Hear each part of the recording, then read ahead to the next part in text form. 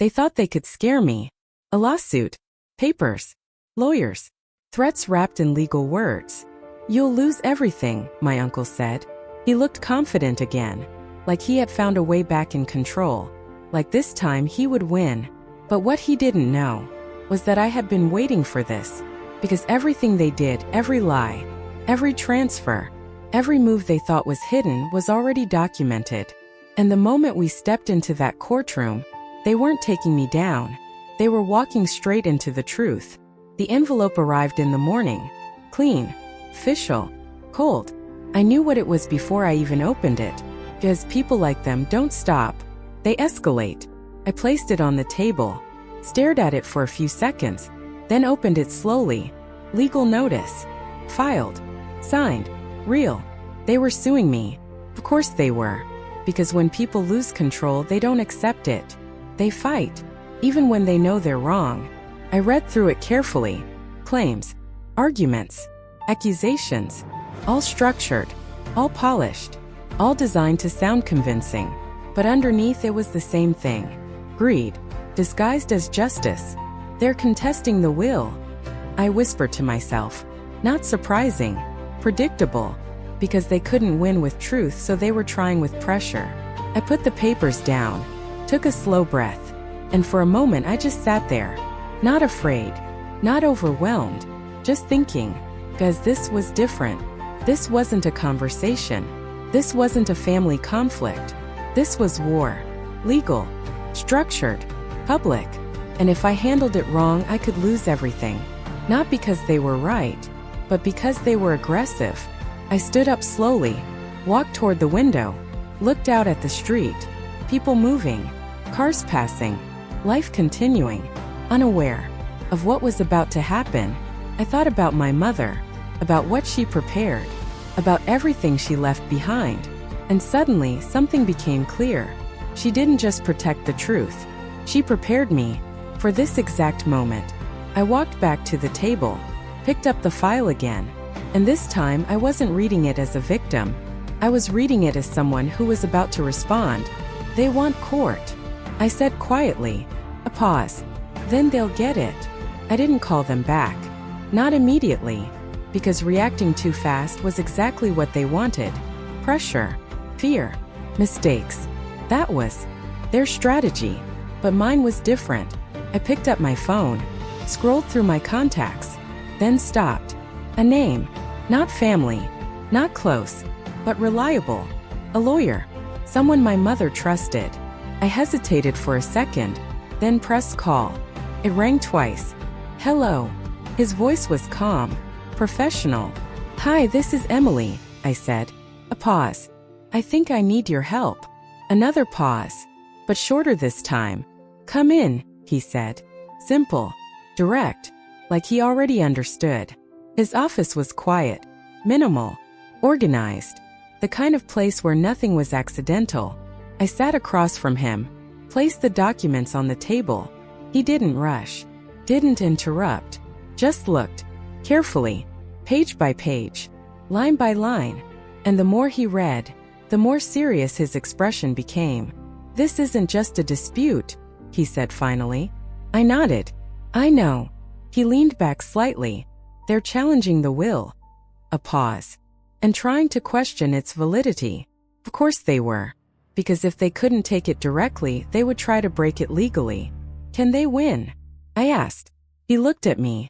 Not avoiding. Not softening. Only if you're not prepared. Silence. Because that answer was honest.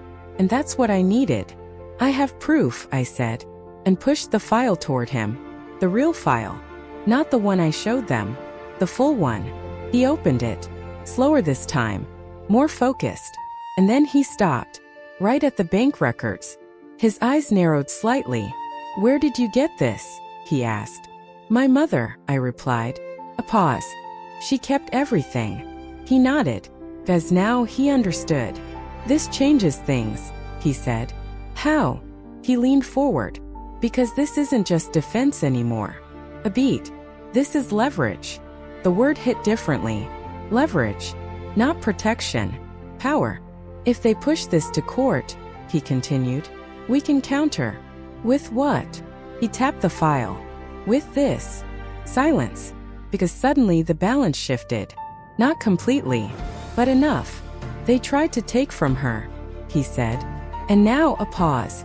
They'll have to explain it. I felt something change inside me. Not fear. Not hesitation. Clarity. What do we do next? I asked. He didn't hesitate.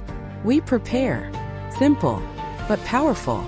Because when this goes to court, he looked directly at me. You don't just want to win. A pause. You want to end it. Silence. Because I understood. This wasn't just about defending what was mine. This was about finishing it. They didn't wait. Of course they didn't. Because people like them, when they think they have the upper hand, they push hard. The next morning, another envelope. This time thicker. More official. More aggressive. I opened it slowly. Additional claims. New arguments. More pressure. They weren't just challenging the will anymore.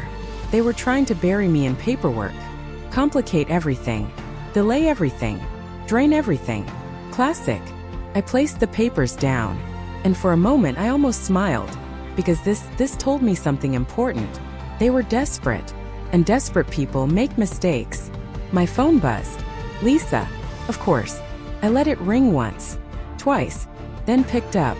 Emily, she said immediately. No greeting. No hesitation. Just control. We need to settle this before it gets worse. I leaned back slightly. Worse for who? I asked. Silence. Just for a second. Then, for everyone, she said. Careful now. More cautious. More strategic. But still the same. No, I replied calmly. This is already clear. Her tone sharpened. You don't understand how this works. I didn't respond. Because I did. More than she thought. You're going to lose a lot if this goes to court, she continued. Threat. Wrapped in concern. Predictable. I'm willing to take that risk, I said. Silence again. Longer this time. Because that wasn't the answer she expected. You're making a mistake, she said finally. I almost laughed. No, I replied. I already saw the mistake. A pause. And it wasn't mine. I hung up. Not angry. Not shaken. Just done. Because now their strategy was obvious. They thought I was bluffing. They thought I didn't have enough. They thought I would fold before things went too far. And that assumption was exactly what I needed. Later that day, I sat across from my lawyer again. More filings? He asked. I nodded. They're escalating. He didn't seem surprised. They think you're weak, he said. A pause. They think you don't have real evidence. I leaned forward slightly. Good. That caught his attention. Good, he repeated. Yes.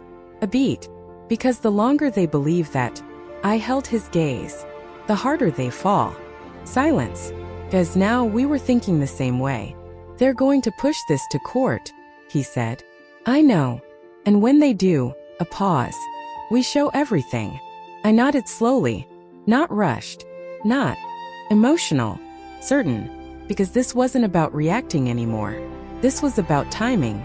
Let them talk. Let them push. Let them believe they were winning.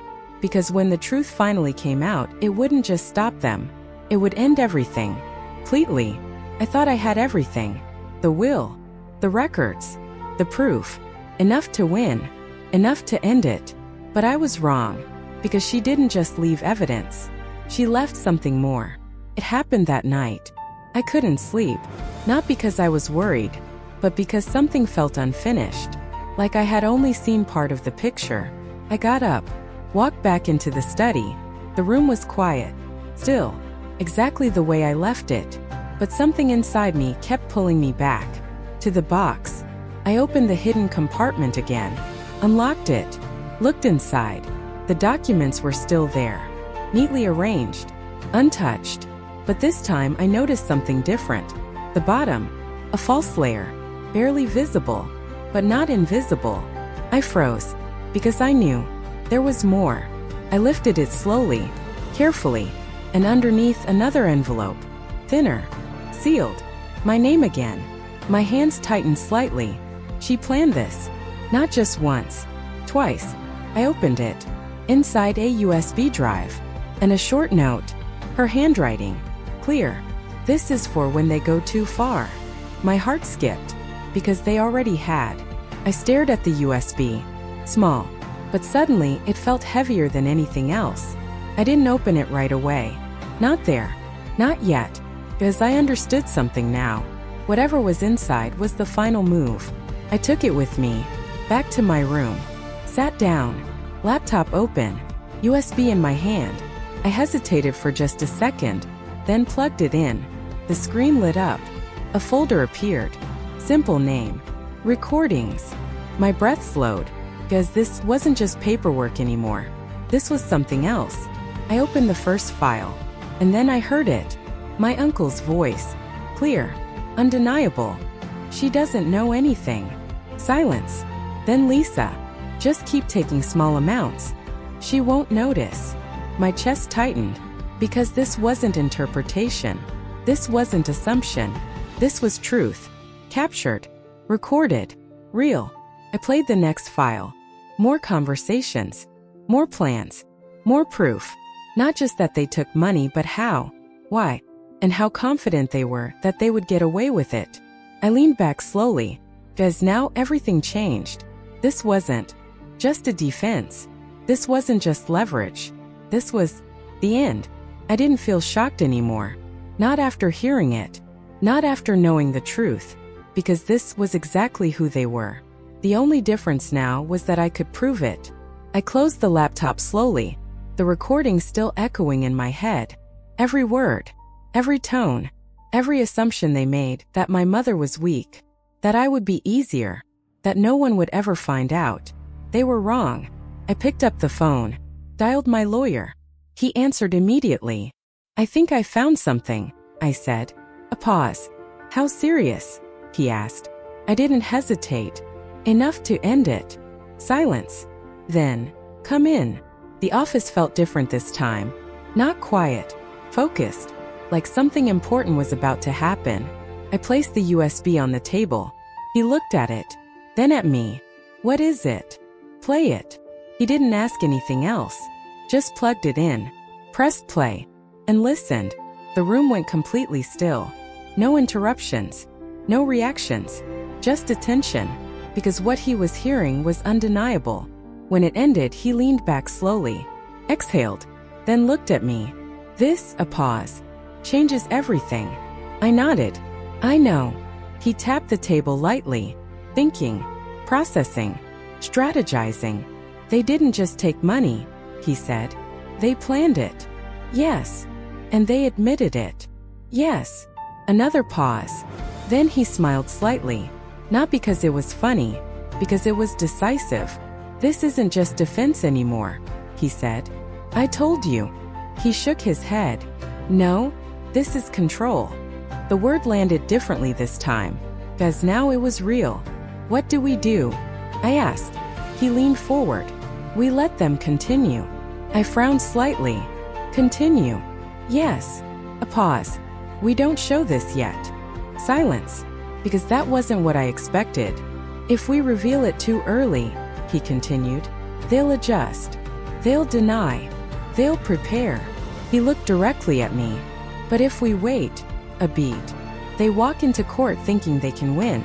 And then it clicked. They exposed themselves, I said. He nodded. Exactly. Silence. Because this wasn't just strategy. This was timing. Let them speak. Let them lie. Let them commit fully. And then break it. In court, he said, we present everything. The will. The records. The recordings. All at once. I took a slow breath. Because I could see it now. Clear. Complete. Final. They wanted control, I said quietly. A pause. Now they're going to lose everything. He nodded.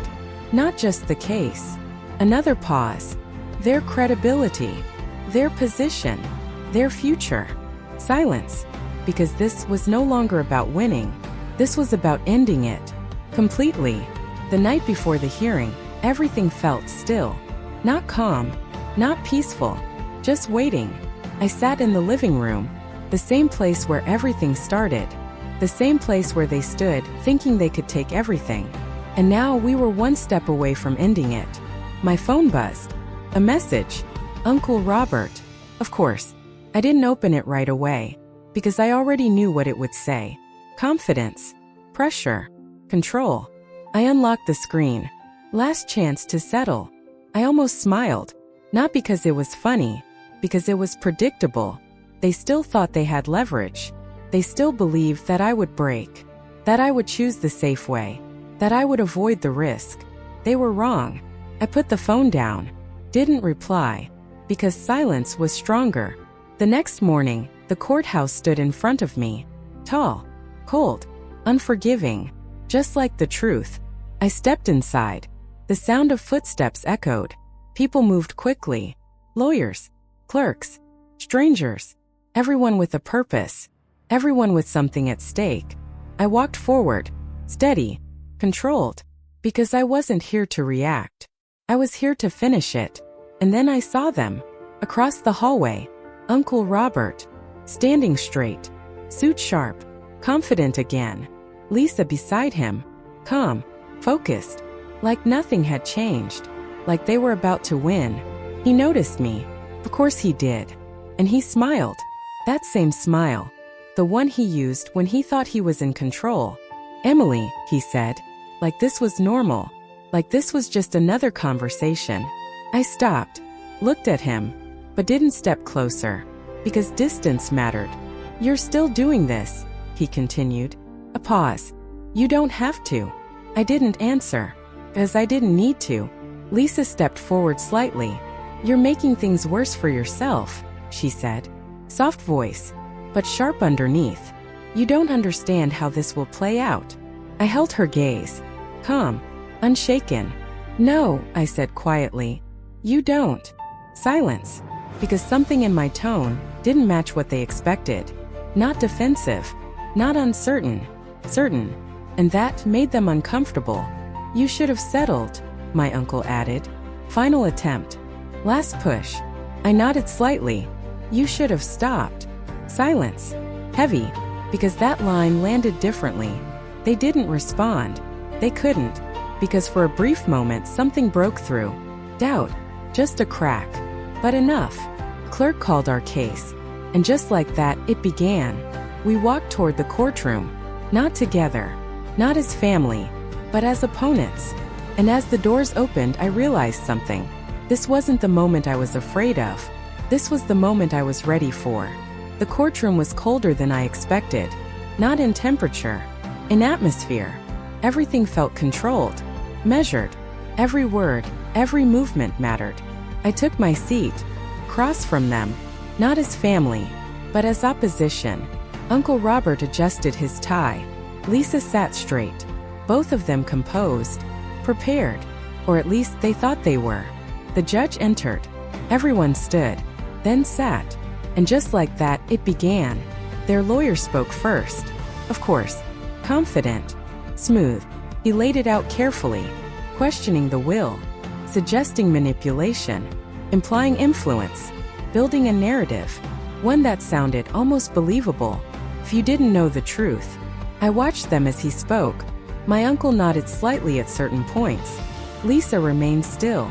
Controlled. Practiced. Because this wasn't new to them. This was strategy. Planned. Refined. And for a moment I understood something important. They believed this. Not the truth but their version of it. The one they created. The one they repeated until it sounded real. Then it was their turn. Uncle Robert stood. Walked forward. Calm. Confident. Like a man who had done nothing wrong. My sister was not in a stable condition, he said. The words were smooth. Carefully chosen. She was vulnerable. A pause. And influenced. I felt my hands tighten slightly, but I didn't react. Because this was expected. Lisa followed. Same tone. Same strategy. We were concerned, she said, about the decision she was making. Concern. Another word. Used to hide something else. They weren't accusing directly. They were suggesting. Planting doubt. Creating uncertainty. And that was dangerous. Because in a courtroom doubt matters. I glanced at my lawyer. He didn't move, didn't react, just listened, patient, focused, waiting, because this was part of the plan. Let them speak. Let them build their version. Let them commit fully. The judge took notes, carefully, expression unreadable, because this wasn't about emotion. This was about proof, and they had none. Only words, carefully constructed, but empty, and that was about to matter. My uncle finished, returned to his seat. Lisa followed, both of them calm, confident, like they had done enough, like they had control. And for a brief moment, the room felt like it was leaning their way. Just slightly, just enough. Then my lawyer stood, and everything shifted. My lawyer didn't rush. He stood there for a moment, letting the silence settle, because silence can be louder than words. Then he stepped forward, calm, controlled. "Your Honor," he began, "we'd like to respond. Simple, direct, no emotion, just certainty."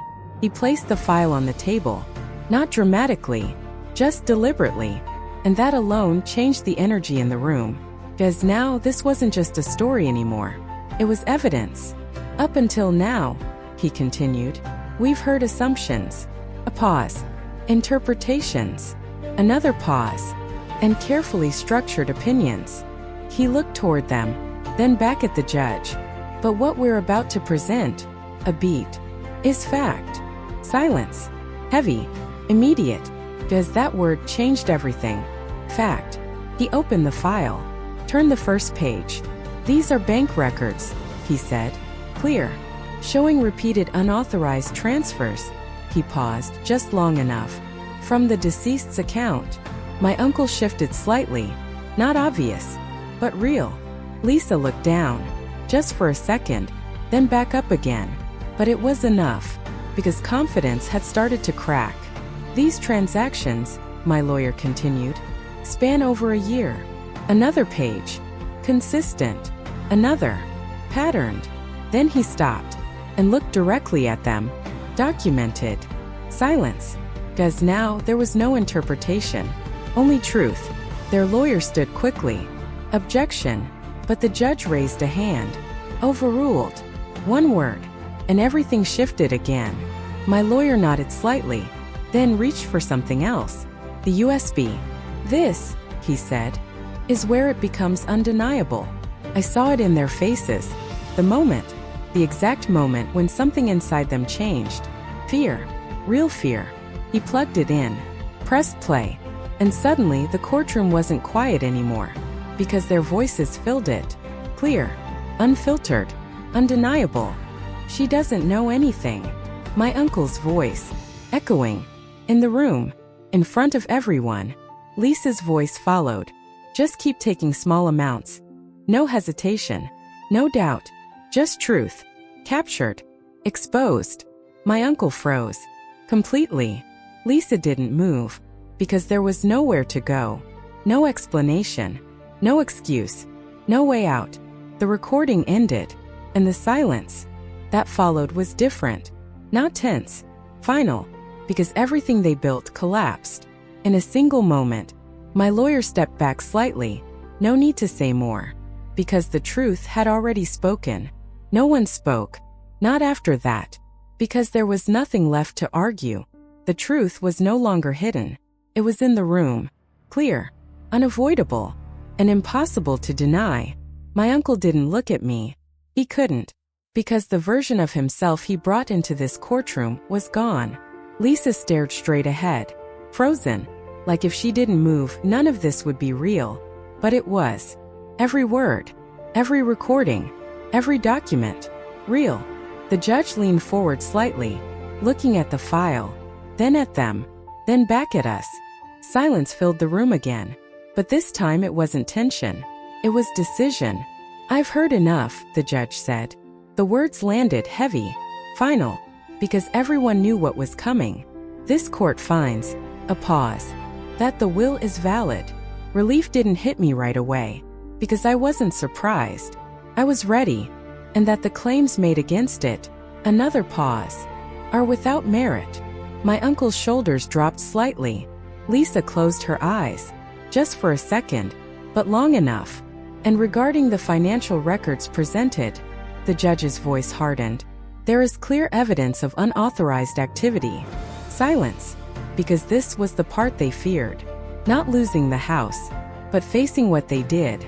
This matter will be referred for further investigation. There it was. Consequences. Real ones. Not emotional. Not personal. Legal. Final. My uncle didn't move. He couldn't. Because for the first time he had no control.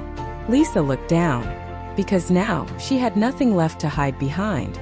The case was over. But for them, something else had just begun. I sat there. Still. Not celebrating. Not reacting. Just breathing. Because this wasn't about winning. It never was. It was about truth. And now the truth had done its job. I stood up slowly. Walked toward the exit. Not rushing. Not looking back. As I didn't need to. What was behind me was finished. Completely. Outside, the air felt different. Lighter. Clearer. Like something had finally been released. I took a deep breath. And for the first time in a long time, I felt it. Peace. Not because everything was perfect, but because everything was real. I reached into my bag. Pulled out the key. The one she left me. The one that started all of this. I held it for a moment, then closed my hand around it. Not tightly. Just enough. As I understood now, this wasn't just a key to a house. It was a key to the truth. And the truth was always enough.